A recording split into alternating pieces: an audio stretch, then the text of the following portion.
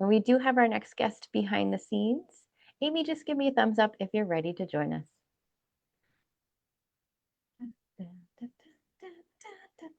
I don't know why I'm singing, but I am. Okay, welcome to the stage, Amy. Hi, I'm so happy to be Hi. here. What does it say on your sign? Can Polish the can you hear me? mirror. Oh, yeah, Ooh. Polish the Mirror is the name of my business.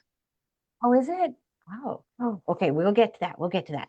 I like to start the Sure. interviews just by shaking things up a bit so that we don't get the pre-planned version of Amy with her business hat on and her message hat on and all of the glorious stuff that comes with that. I want to get to know the human being version of Amy first. So with that, oh, let me switch pen colors because I like to know where my notes start and end. So, Amy, if you could have other people describe you in 3 words, what would you love those 3 words to be? Um, well, as an authenticity expert, you pretty much just always get me at my core and not my business hat. So this is fun. Thank you for the opportunity. Um, Kind, optimistic, and authentic. I was curious if that was going to be one of your 3 words. Authentic. Okay, so kind, optimistic, and authentic. Authenticity expert. You're not supposed to tell us that before the words. That's okay. So, how do these 3 words, the kind, optimistic, and authentic, how do they play a key role, which we already know now, in the core message that you have for people? I I always want to be kind. Like that's just part of who I am, and I just love people, and I feel like the world needs more kindness. And it starts with us as individuals. Like we can't change the world until we change ourselves, and so kindness is one of my core values. And as I've always already said, authenticity is just a part of who I am. It's part of what I do. It's part of my journey, and optimism is how I've gotten as far as I have. I have quite a story, which I'm sure we'll get into, and it has that optimistic mindset that has gotten me this far. Mm. Okay. You already know where I'm going with all of these. I kind of like that you're like, I'm just gonna talk about it before we get there. So then my big question after all the basic intro stuff is you could be anything in the world. And the joke with this is why not just be a plumber? Because I don't know how many months ago I decided to just randomly think of that. But why not just be a plumber? Why get into authenticity work?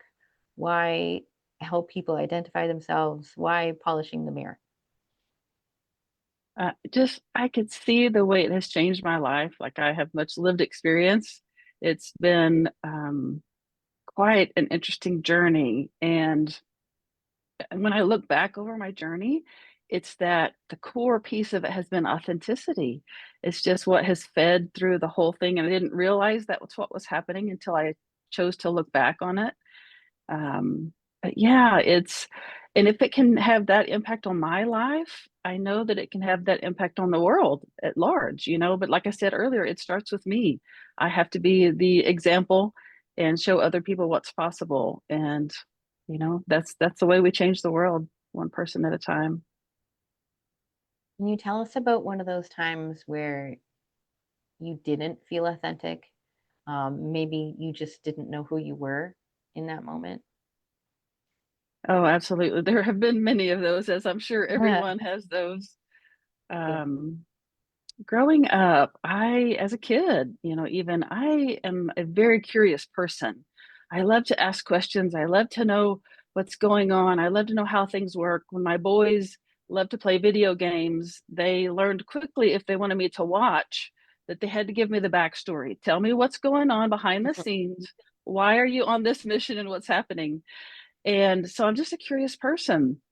So I ask a lot of questions as a kid. And growing up in a really religious household, that just didn't go well.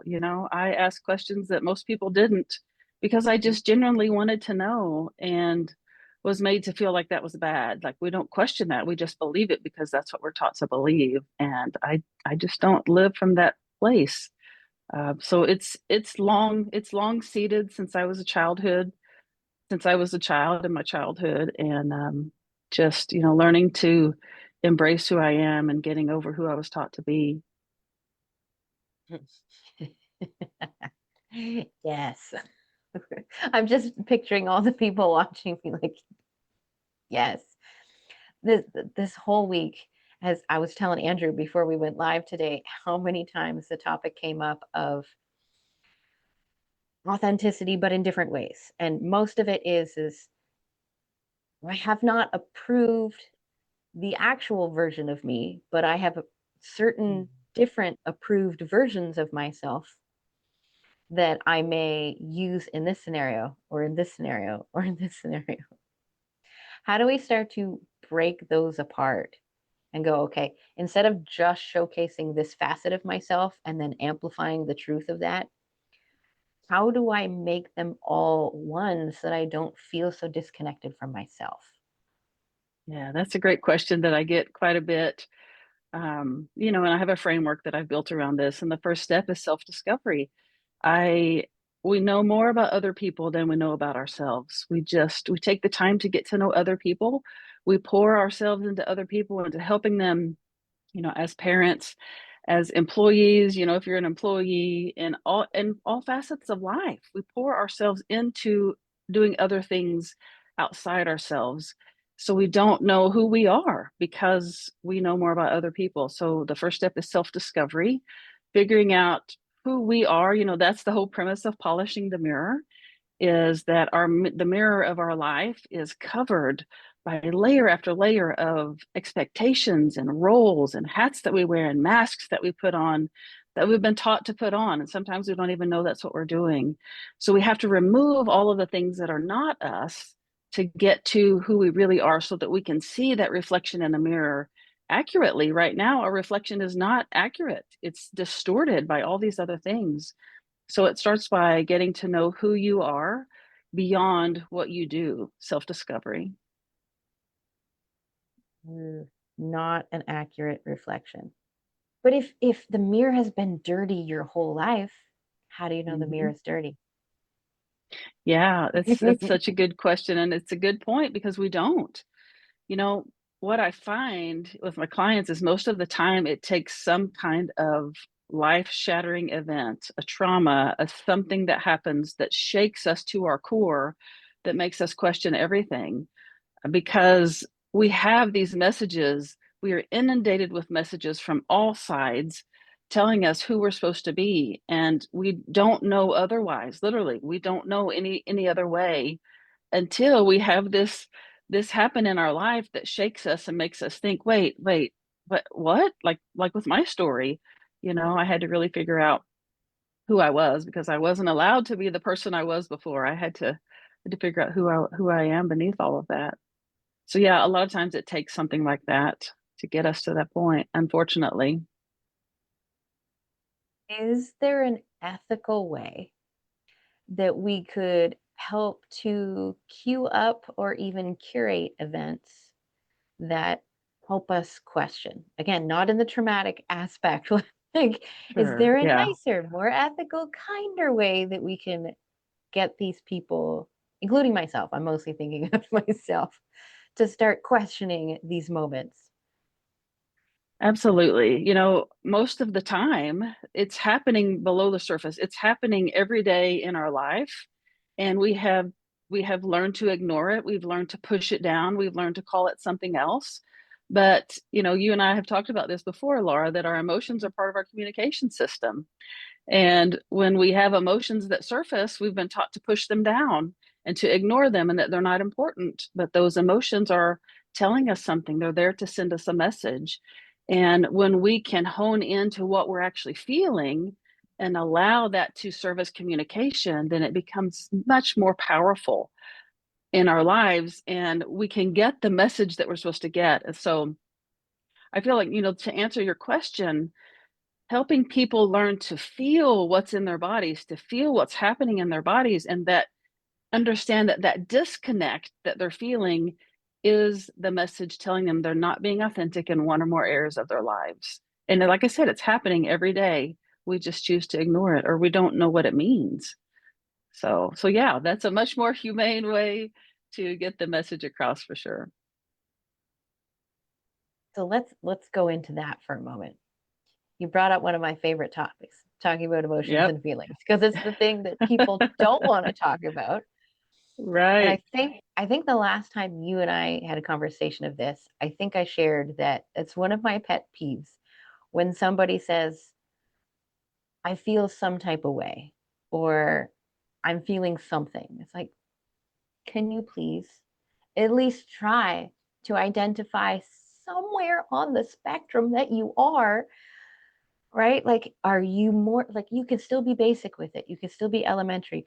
Are you more sad or are you more joyful? Because those feel like completely different sides of the spectrum. And if even if you can do that much, then it gives you some sort of direction. And then the hope beyond that is okay, now that you understand you're somewhere in this plane of existence, can we be a little more specific and more specific?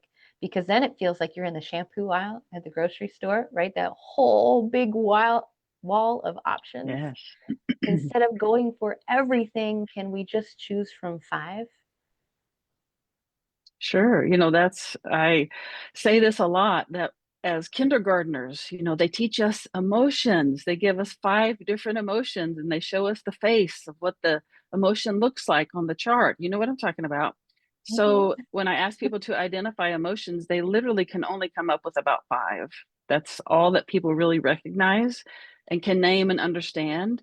So that's why I created the emotion frequency chart that I use with my clients. It's 100 different emotions categorized in 10 different stages based on their vibrational frequency. So everything is energy, it vibrates at a certain frequency, and so emotions do as well. So I have categorized them from stage 1 to 10 based on their frequency. We want to operate at the higher level of frequency, so we want to get to the emotions that are listed there. But if we're down low in the low frequency vibration emotions, right? Yes, you have this I chart. have a smaller version, but yeah, And if we're down here, yeah, you yeah, and go up. so we have to figure out where we are on the chart. Like if we don't know how we feel, you have a list of 100 in front of you. You can pick one. Like you can surely resonate with one of them and know where you are.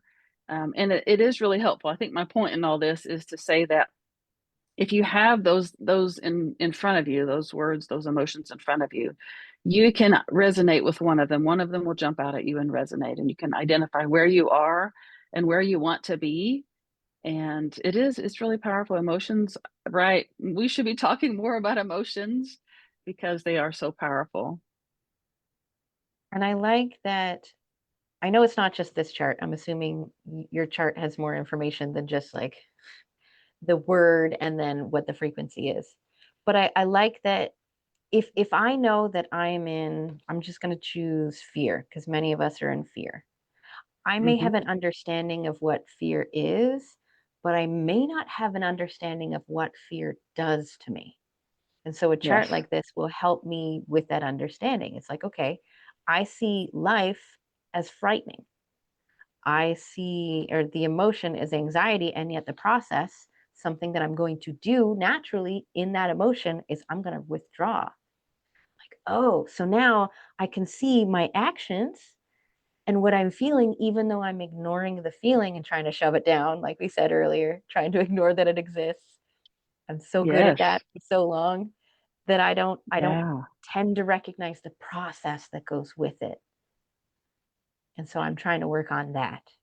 So it's so Yeah. powerful. It's so true. When my kids were young and even now, the anger, I have boys, a couple boys, and then my daughter's the oldest, but the anger, especially when they're teenagers, and knowing what I know that anger is a result of fear. It's some kind of underlying Mhm. fear that is resulting in their anger. And so I'd always sit down and say, okay, I know you feel angry right now, but we're going to unpack this and we're going to figure out where it stems from. What are you afraid of in this moment that's leading to this anger? And it really helped them a lot because we don't correlate anger with fear, yet they are in the same frequency. So yeah, really powerful.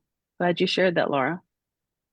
I remember one of the first coaches that I had, like I used to coach people on emotions probably 2 decades ago, but having somebody else coach you for your own blind spots, thank you very much, is a whole other experience. And so the first time I had a coach be that for me, I I learned so much about my relationship to uncomfortable emotions. First off, I learned Mm. that as a woman, the way that I grew up, anger was not okay. I was not allowed to be angry. And so Right. my default was sadness. It was like, oh, I'm not allowed to be that. Okay, what can I do? Panic, panic, sadness. And then I would just go into that cycle. The other thing I learned was that if I looked underneath, Simon Sinek start with why, and how sometimes if we just keep asking why, we'll get to the root. If I kept asking, why do I feel angry or sad now because I'm not allowed to feel angry? Underneath it all is because I was lacking love in some way, shape, or form. It's like, oh, now when I look at other people and I see them as angry, I don't get angry anymore or sad based on old habits. Instead, I'm like, where are they lacking love? Is that something that I have control over right now? Or is that something that I can influence? Or is it something that they need to handle on their own? And so now I can back away and I have so much more compassion for other people instead of it being that Mhm. nasty cycle of anger, which we all know Yeah. just does this and escalates. Yes. Life is so much more Yeah. calm because of that.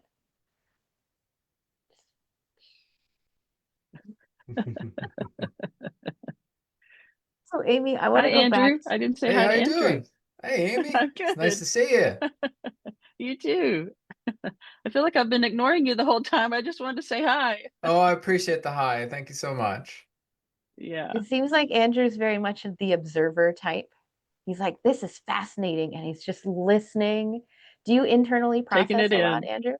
Yeah, I internally process. It's the one thing I've learned a lot about myself is I internally process. That's part of the reason I was in the situations I was in as a child because I was internally processing everything that people were telling me. And it was starting to build a program where I wasn't good enough and that I wasn't going to Mm. amount to anything. So it's funny you talk about anger because you're talking to someone who was angry for over 30 years. And it finally Wow. took me to realize that I was living in fear. And when I let go of that fear, I was no longer living in anger. I was actually living in a place of love and understanding because I realized that a part of it was me. And when I realized that, it empowered me to want to change and become a more loving and compassionate person because that is part of what my mission is to be more loving and compassionate to those around me. And even though people are angry, I realize that they're living in fear, and the only thing I can show them is love. I got chills. That's so good. Wow. So good. I'm so glad you shared that, Andrew. Thank you. You're welcome. And that's what makes introverts magical. Mhm. Is you can Yeah. go immediately into a deep question and they're already in there with their headspace. Yeah. You're the best.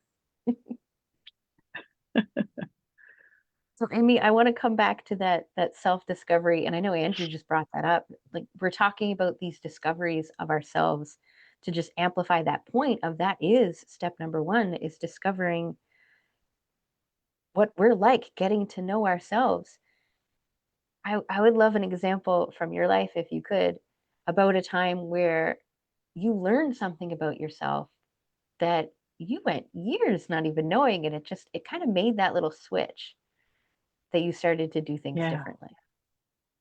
Yeah. Let's see. This is part of the program that I do. So I'm trying to think which one I want to pinpoint here. Um, Part of what we do is we go back to we help identify what beliefs are mine and what beliefs are those that I have been given and just taken on exactly what you're talking about. Through the years, I've accepted them as mine and owned them as mine because that's what I was taught, but it's not really what I believe. Um, and I think the biggest one is that I had to earn love. No shade on my parents at all. Mm. It's just how it is in society. I just felt like I had to earn love because I was celebrated when I did things well, when I made good grades, when was on the honor roll, when I did these things, I was celebrated. And that equated to love to me. We all feel love differently. And that's how I felt loved. And so I felt like I had to earn love. And going through the self-discovery process, I understood that I don't have to earn love. I can be loved just because I exist. I'm just worthy of love just because I am here and I exist. And that's been a powerful transition for me to step into owning that part of my life, is that I don't feel like I have anything to prove. Before I was trying to show everyone what I was doing was because I was so great. I wanted people to celebrate me. And now I'm just comfortable in my own skin, and I don't feel like I have anything to prove. I'm just me, and I can be loved just as me. How do you get to that point of understanding that earning love isn't about performance, that you don't have to earn it, that it is just like I'm tying it in with the idea of worthiness and where people get caught up. They're like, how can I just be worthy by just existing? That does not compute because Yeah. we've been conditioned for so long that when I perform, I'm loved. When I perform, I'm worthy. And I can only have those when I do, or when I have, right? Sometimes status is involved in that too. How do you Sure. help people not just consciously know that, but embody that understanding of my worthiness and love and acceptance comes from just existing? Hmm. Yeah. For me, and what I teach my clients, and it helps them, is, it's going to be a buzzword, but it's the truth. It's self-love. That I had to learn to love myself. The second step in my framework is self-value. What we find out in the self-discovery piece, who we are beneath everything, we have to learn to own that. We have to learn to value that and honor what we find, whether we like it or not, whether it's a piece, because we bury things down so that they never surface again. But we have to own those pieces of us. That's what made us who we are. Those traumas and those things that we have buried, that's what made us who we are. And so we have to really learn to own those pieces of us that we don't want to acknowledge, and learn to love them. It's like Andrew said, it's showing those pieces of us love. It's that inner child that's begging for nurture and for acceptance. And it's seeing ourselves as that inner child and choosing to love that ornery, little pest of a child that I used to be, but showing her love because that's what she was looking for. That's why she was ornery. That's why she was a pest, because she needed the love that she wasn't able to get. So I can give her that love. I can nurture her now. And there's a lot to it, but in short, it's self-value. It's owning that piece of us and learning to love all of us for who we are and not what we do. I don't want to give away too much here because I'm trying to like Okay. come at like step two and see how it works in without influencing the way that you would respond to this. So how do you see self-value as an important part of being an entrepreneur? Like, how does that Oh amplify boy. their business? Because they want to Yeah. know ROI. How is this Yeah. work going to make my business more successful? Yeah. Well, I mean, you can't give anything you're not. You can't be anything you're not. You can't really build anything that you're not. Like, it all starts. Like, I want to keep going back to this because it's so true. It all starts with who you are inside, and who you choose to be, and who you acknowledge yourself to be, and who you own, and which pieces of yourself you choose to own. And those parts that you're pushing aside can actually become your superpower. That's what I found, that those parts that we're ashamed of, those parts that we don't want people to know about, are parts that can actually feed us and help us grow and help us learn to step into the part of ourself that we're meant to be. And we can't grow a business until we learn to accept ourselves and own ourselves as who we are, and love ourselves from our core, from our soul, I talk a lot about the difference in self-love and soul love. We have to love ourselves from our soul, and not just physically, but spiritually and emotionally as well. And it takes that to be able to build what it is you want to build as an entrepreneur. So it's a lot of internal work. People don't see that part of building a business. There's a lot of internal work that has to be done before you can really, really build what you want to build. I'm loving that answer. And here's the puzzle piece that I just added before asking the question. The work that I do, I call it courageous connection. And really, I'm looking for more terms to help describe the depth and magnitude of what's actually happening behind the scenes. And I liked that word self-value because you said, what's underneath? Love it. And then I'm paraphrasing it as it is. So loving yourself as you were in those moments that weren't always beautiful, weren't always easy, weren't always, Instagram worthy. And yet the work that I do is asking you exactly that, to go back, look at that old version and love them, hold them, get to know, like, and trust them exactly as they are without asking them to fix anything. That's step one of like a multi-step process. And what's really happening is just what you said, is you're learning to build that self-value first from the inside out. And then you have to hold that space so that that person you're trying to serve is growing and getting to know their self-value in order to use the stuff that you're going to share with them. It's like, oh, that's a whole other term that I can use that really does put some words to something that many of us can't seem to articulate. And that's what happens with experts like you, Amy, is you help us to have a language for the things that we don't know how to describe. Yeah, I'm so glad that that was helpful for you. When you were talking, it made me think too that what I help people do is learn to trust themselves again. So there's a measure of self-trust that's involved in there too, because we can't trust other people until we learn to trust ourselves. It starts with us again. So self-trust is a huge step in that too. So I love what you're doing. It's so good. But then we go right back to the beginning where you're talking about authenticity, which happens to be a buzzword for the last few years. And then there's Yeah. many people that are like, I'm striving to be authentic. Well, do you even know what that means? Well, no, but like it's like, okay, slow down, stop, edit, have an Mm, understanding of what authenticity means. Have an yes. understanding of what you want, what your version of success is, what makes you feel fulfilled, so that you can do it your way and not the way the algorithm tells you to do it.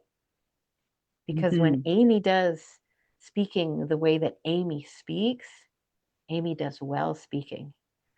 And when Amy does podcasts the way that Amy is as a human being, like showing her instead of Amy going, what questions are you going to ask me? How can I write down all the answers first? Right. And we get Amy, and now we're relating to Amy. And so now every edited version, every next level of you, we knew who you were. We have that foundation. We can follow you more easily. Hmm. So I love this. Okay. Yes, it is very important to know what authenticity really is. People do not understand that. It, really, they think that it's a not having a filter, just saying whatever they want to say and spewing everything. And that's not what it is at all. Authenticity really is when who you are inside matches how you live outside.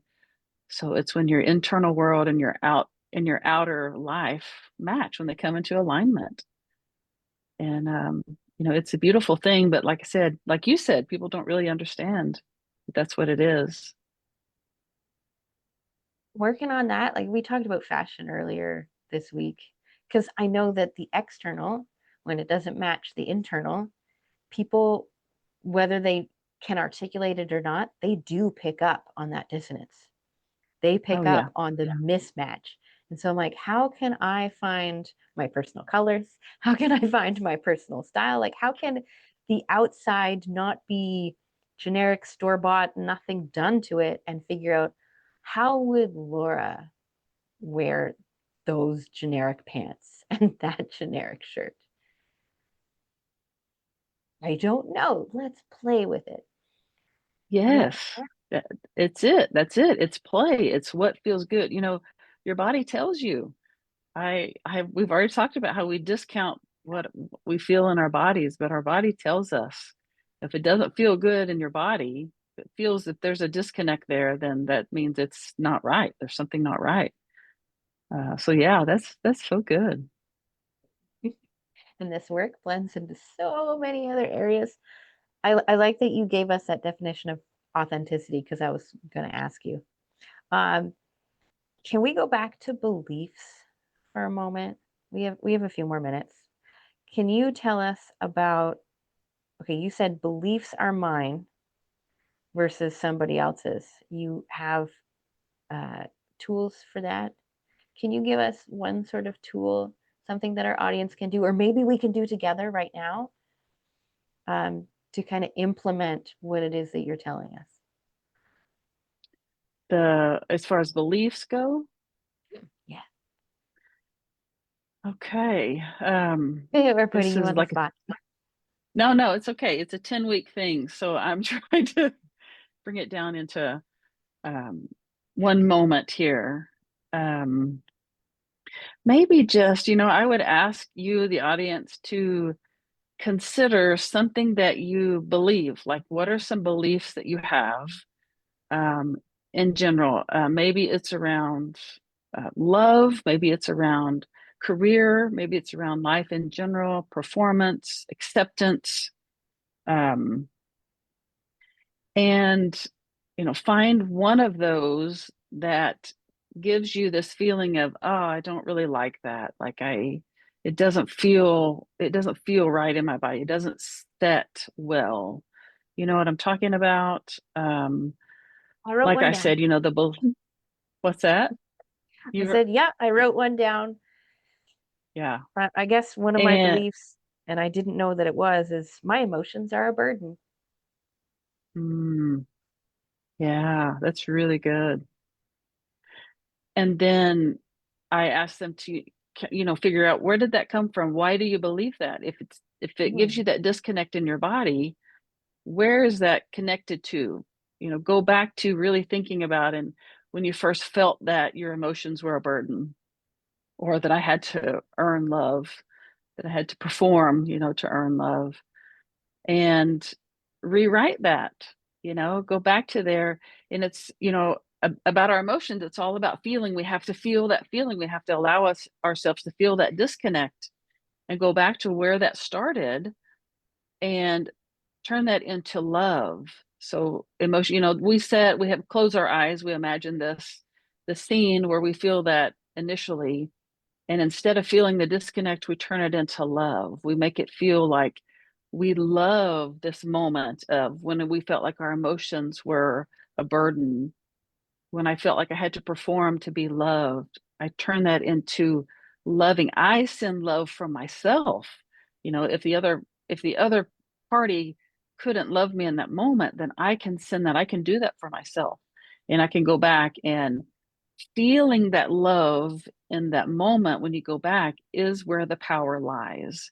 It's not just in rewriting it in our minds, it's feeling it in our bodies is what makes it change. We have to feel it before it ever changes in our bodies. And that's, just a short version. I don't know if that was helpful, but Oh no, definitely yeah. helpful. I'm seeing that the part that most people having this conversation tend to miss, just in the general conversation, not necessarily expert conversation, is that they may go back to that version and they may think of that version and they may go, okay, I'm going to give that version of me a hug. But they don't allow their bodies to really lean in and feel that. Mhm. So our mind isn't picking up on the change. It's like when we get all the senses involved, what did it smell like? What did it taste like? what what are you feeling in that environment?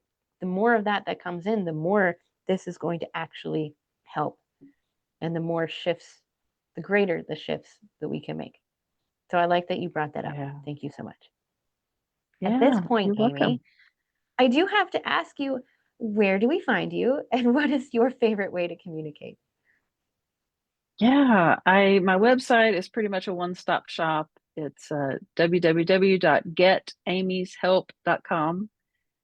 And like Andrew, I'm a bit of an introvert. Like I really am. People would think that because I do, speaking engagements, but I would much rather, like Andrew, sit in the corner and observe and, take it all in. And then when it's my turn to share but I love, I do love to text, people. I don't give my cell phone out, so that's probably not a good idea right now, but reaching me, email amy@getamyshelp.com, probably the best way. I appreciate that. So then at this point, I like to save some space at the end of an interview just in case there's something on your mind or in your heart that you wanted to share. So, what would you love to leave people with today? Yeah, I posted just a short clip, not even a minute, of one of a keynote talk that I did recently. And it was just a microcosm of the whole talk, but it just really hit me that it's a message that I needed. A lot of times I post things because I need that reminder. It's Mm-hmm. not for other people, it's because I need that reminder and I'm hoping it can help someone else. But the clip from this talk was the difference in falling apart and giving up. And so I really want people to understand that there's a difference in falling apart and giving up. That falling apart is it's your body's response to taking on too much. Like it's just had enough. It's going to fall apart. It needs to regroup. It needs to recalibrate. It needs to rest a little bit. And that's what falling apart allows us to do. Giving up is a choice that we make to stop trying. So falling apart is our body's response to doing too much. But giving up is something that we choose to do. And that I would much rather myself, I have been in this situation. Most people have been in this situation where they want to give up, but I would much rather allow myself to fall apart than to give up. Because falling apart, we can recover from. Giving up, you may or may not be able to. So I feel like that's the message that I need to leave with today is that do what you need to do to fall apart with support, but don't give up. Don't give up. Hmm. It gives me a little bit of validation. Thank you. Good. Not that I was looking for it, it just happened to come in. Because Yeah, good. 2 years ago now, I spent a month pretty much not being able to walk. Like I was stuck in the couch. It would take me 10 minutes to walk one room to go use the bathroom. And then I would only do that when I had to, not any other time, because it hurts so bad.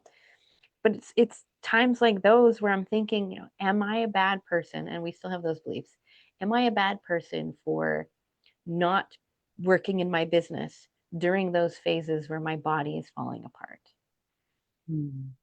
But yet I can be extra proud that mentally, no, I never gave up on my mission. I never gave up on my passion. My body has had its trials and tribulations, but we're still here. We're still going. And so Yeah. that's not just validating for me. I know many people with all kinds of things happening in their life right now. Just keep going. Don't let your mind quit. So thank you. Thank you. Yeah. Yeah. What we're doing this week is we are ending interviews with smoothie hot chocolates. No, I'm just joking.